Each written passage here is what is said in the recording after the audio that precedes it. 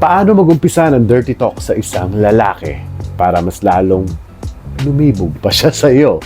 Or, yeah, pag narinig mo to, yung mga advice ko, wag mong titigilan na sabihin sa kanya tong mga sasabihin ko. Number 1 is, do the side jokes.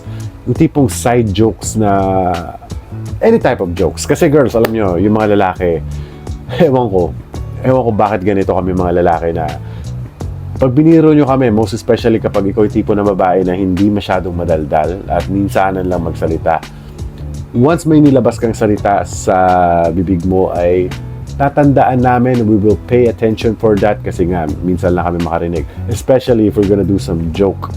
And we guys believe that jokes are half meant. Naniniwala po kami dyan sa jokes are half meant.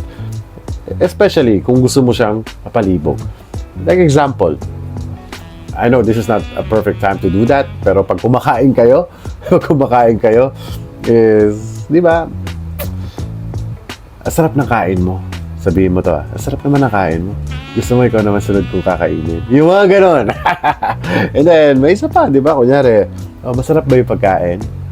Alam mo, ikaw rin, masarap ka rin. Yung mga ganong joke. Trust me, girl. Trust me on that one. Na pag sinabi mo yun sa isang lalaki, there's something going on that man's brain for sure na mata-turn on siya bigla sa'yo and he will want you. And trust me, that dirty joke works if you will apply that to your man.